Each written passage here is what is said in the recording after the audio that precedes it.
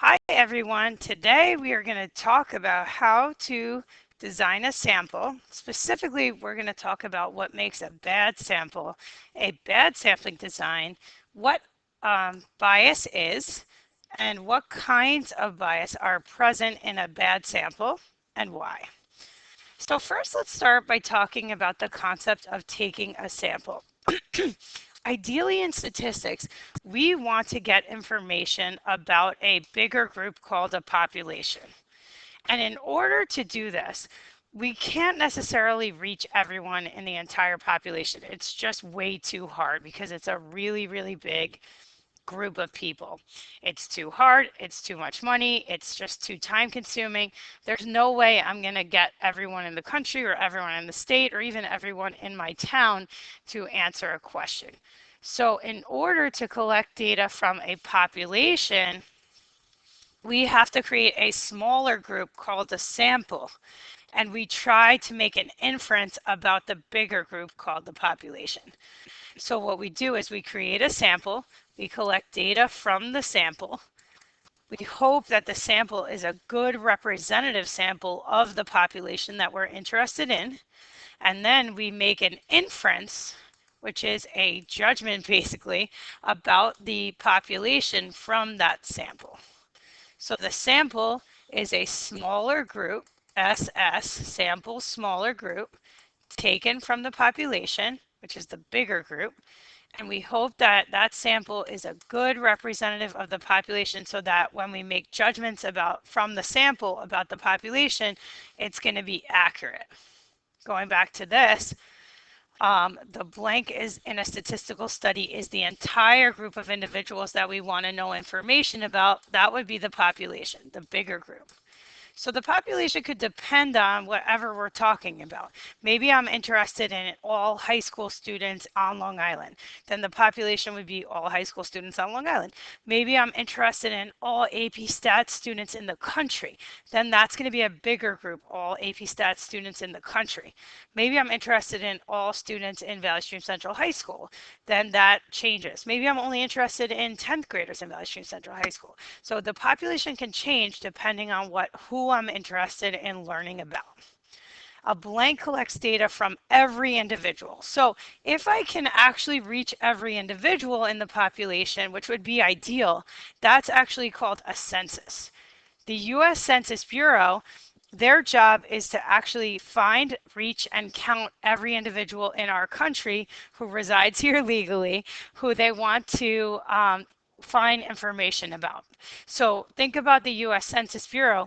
They try every mode of communication to reach everyone in our country in order to get information about the population of our country. So they go door to door. They actually do. They send mailers to your house. They call you. They try to get every single person in the country so they can make an accurate number of everyone who lives in the country. Now, ideally, that would be great if we could reach everyone in the country or in the population, but usually we can't. So a census is rare to do. It's difficult to do. It's unusual that it's actually going to happen, right? So instead, what we do is create that sample, which is the smaller subset from the population, and we hope that we are going to take that sample and generalize about that bigger population, okay? Now, let's say I want to ask the people in my sample a question. I can give them a survey. The survey collects data from the sample in the form of some kind of format. So it could be online, it could be on paper, it could be over the phone. I'm sure you guys have accessed a survey in many ways where they ask you a bunch of questions to try to get information about you as a sample in order to generalize about the population. Some advantages of doing a sample instead of a census are it is quicker, it is easier, it is cheaper, it's more doable, right? More doable. Okay, there's no way I'm going to reach everyone in the country, let alone in my town. It's just not possible. Okay, so now let's say I want to plan a sample survey. The first thing I want to do is decide on who the population is that I want to describe. Like who am I interested in? Okay, that's my first thing. Who am I interested in learning about? The next thing is I have to decide on what we want to measure. What variable do we want to measure? So what am I going to ask these people about? Am I going to ask all AP Stats students, how many hours do you use AP Classroom before you take your AP on average per week? Then the variable would be how many hours have you used AP Classroom? Like, are you using this resource basically? And maybe I want to gauge that about all AP Stats students. Are they really using this resource so I can decide if it's beneficial for them, right? So I have to ask, like, what am I asking them, right? And then I want to how, decide how to select the sample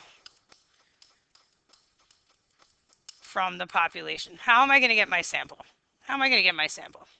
That's important, right? So we're going to talk about that in the next few days, how to create a good sample. How am I going to get that sample? Am I going to send them a mailer? Am I going to ask everyone who's closest to me? Am I going to call everyone randomly from a telephone directory? Am I going to go to the mall and ask everyone who walks by me? How am I going to get my sample? All right, so before we get into how to design a good sample, first we're going to talk about what makes a bad sample a bad sample. So a sample that is a poor sample is one that contains bias.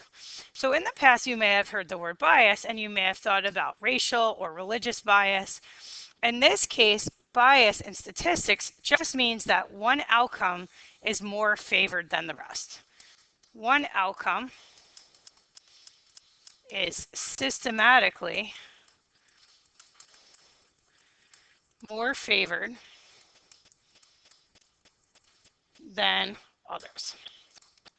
So example, let's say I go to the cafeteria during a lunch period in our school. Not everyone goes to the cafeteria during lunch because you guys are allowed to go out to lunch. So if I asked only the people who are in the cafeteria a question about the lunch menu, the people who respond are only going to be the people who stay in for lunch, and they may have a different response than the people who are not there in the cafeteria. So that sample is not going to represent everyone, and their response may not represent everyone. Similarly, let's say I went to a sporting event and I asked everyone there a question about what their love of sports is or who their favorite team is. I may get a different response than if I went down Main Street or if I went to the library to ask people about sports, right? If I ask people at the library about sports, they may have a very different opinion than people at a sporting event about sports. So if I went to a Kansas City Chiefs game and I asked them who their favorite football team is, they may be more likely to say the Kansas City Chiefs because I'm at the Kansas City Chiefs Stadium, and then the outcome of Kansas City Chiefs is more favored than if I had gone to everyone in the country and asked them who their favorite football team is, right? Now, there are different types of bias that show up depending on what the question is. So the first type of sample that contains bias is called a convenience sample. If I just ask everyone who's easiest to reach, meaning like just ask my students, for example, because they're close by to me and I can access them so easily, that is called a convenience sample. It's when you include the participants easiest to access for the survey person, right? So it's convenient for me to just ask my classes a question about, what's their favorite class or who their favorite teacher is, or what do they think about the AP Classroom website, because they're the ones who are right in front of me. Or are they going to use the Math Tutoring Center if we have one, right? But that's not including everyone in the whole school. It's only asking my 5 classes, and it's easy for me because they're right in front of me, right? But the problem is those people know me, so their response may be different than all the kids in the school.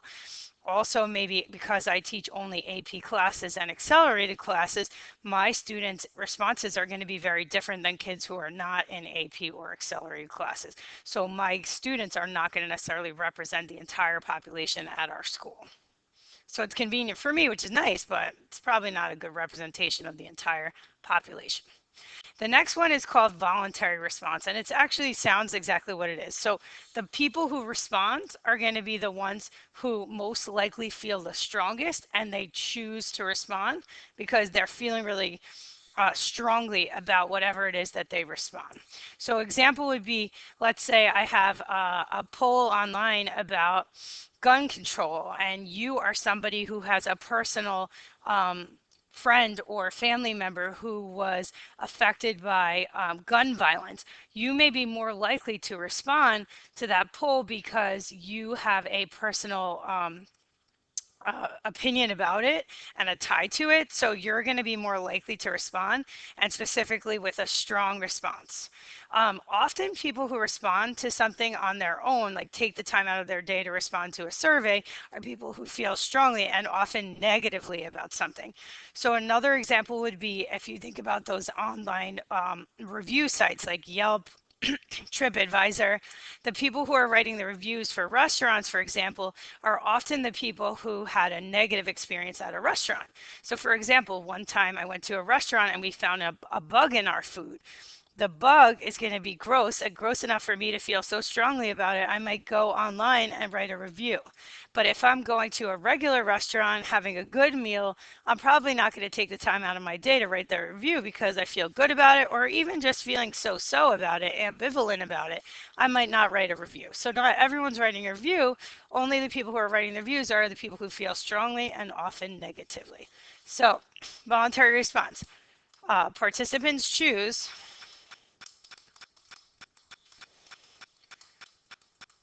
to participate.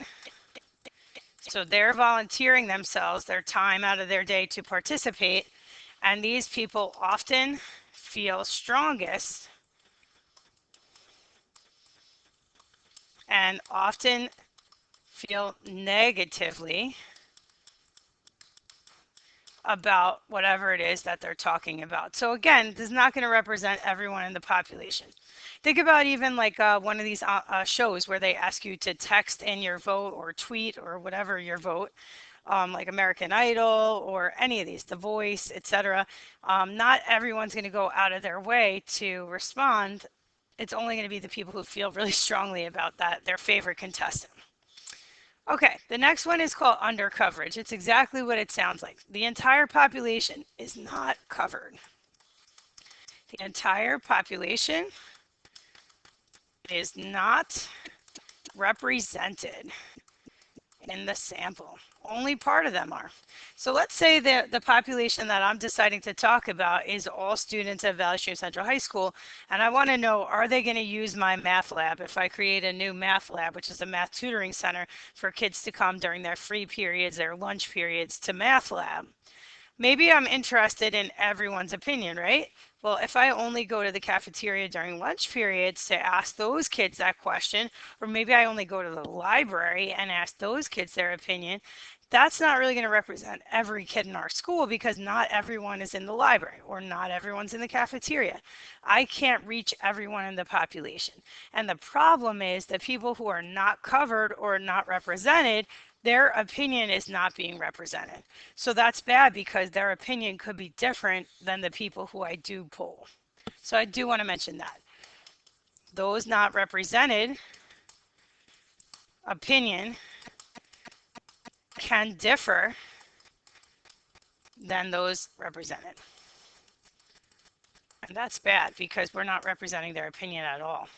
So you could probably think about something in everyday life where there's a poll or there's some kind of survey where, they report a study about people's opinion. You're like, that's not true. Not everyone feels that way. And that's because not everyone was represented in the results. Okay. So ask yourself all the time, who is in the study? Who were the participants? Is it really everyone in the study in the population or not? The next type of bias is non-response bias. So non-response is actually kind of the opposite of this voluntary response. They go hand in hand. Voluntary response is the people who do respond choose to respond because they feel strongly, and non-response is people choose not to respond. They deliberately choose not to participate in the study. So a lot of you are going to be these non-responders. Think about if you get on your phone, you get a pop-up after you're using an app and it says, do you want to take a survey about this? How likely are you to recommend this to a friend?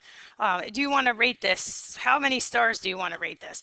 I was actually just using an app that said, do you love this app? Yes or no? And I felt like it was super biased because it was steering me to write yes. A lot of times people are just going to X out of that. They're going to be like, nope, not participating. I don't have time for this, right? Let's say someone came to your house door to door and asked you, do you want to take a survey? Most likely a lot of people are going to say, no, I don't want to. And then they're going to close the door, right? And they're going to hide. Or they might call you and say, do you want to take a survey? Often I'll be speaking to a customer service representative and at the end, they'll say, can you stay on at the end of this call and take a survey? And often I'm so tired after talking and being on hold for so long that I just hang up at the end of the call and I don't participate in the survey. So people who choose not to participate are not being represented again. And if you look up above, again, those people's opinion is not represented because they're choosing to not respond. They're hanging up, they're hiding, they're saying no, they're running away when someone asks for them to help. Okay, so that's that one. Okay, now this one, response bias, is actually different. Response bias means people lie about their response. Okay, so when do people lie when they're taking a survey? A lot of times it's usually when it's some kind of sensitive subject where they don't want to feel judged. So examples of that include anything involving things that are like controversial, politics, religion, drug use, alcohol use, anything like that, hygiene. People feel weird about it. They don't want to respond because they feel like they're being judged. So usually this is a sensitive subject. So people lie because they don't want to feel judged. So they lie.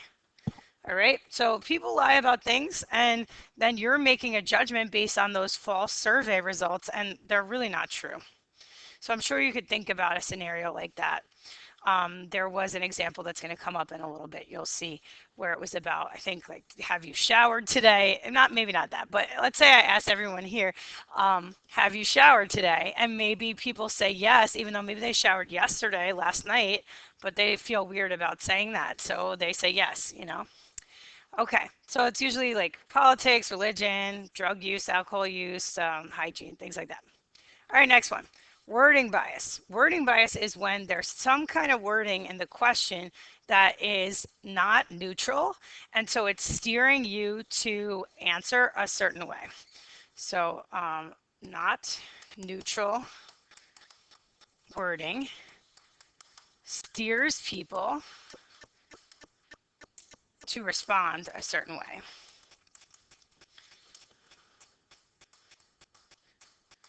So an example of this would be when I was using that app, the app said, are you loving, I'm not going to say the app that I was using, but are you loving our app? And you just were supposed to click yes. And I'm like, are you kidding me? They're not even giving me the option of no. It just said, are you loving our app? So they're steering me to answer yes. And then of course they're going to use those results and say like, oh, everybody loves our app because they're steering people to say that we love it. Another example would be to cite something within the question that's going to make people think about it in a different way and then try to get them to answer it a certain way. So let's say I said, are you in favor of funding a certain program when it's going to raise taxes? And then basically people are more prone to say no because they don't want the taxes to be raised. But if they had just said, are you in favor of funding this program? Here's the information about the program without adding in, it's going to raise taxes, people may actually be more likely to fund the program and vote for funding the program. But once they hear that negative connotation of the raising of the taxes, then they start responding no instead of yes. Okay, so I'm going to pick up the pace here with some of these scenarios. We're going to read the scenario and I want you to think about if it's what type of bias it is and if the sample overestimates or underestimates the true population scenario. Okay, so let's read the first one and then we'll talk about it. Sociologist wants to know the opinions of employed adult women about government funding for daycare. She obtains a list of 520 members of the local women's club and mails a questionnaire to 100 students at 100 women at random. Only 48 questionnaires are returned. Okay, so I want you to think about what kind of bias it is. Stop the video and write something down. So I primarily was thinking that it's voluntary response. The people who responded are the people who feel strongly.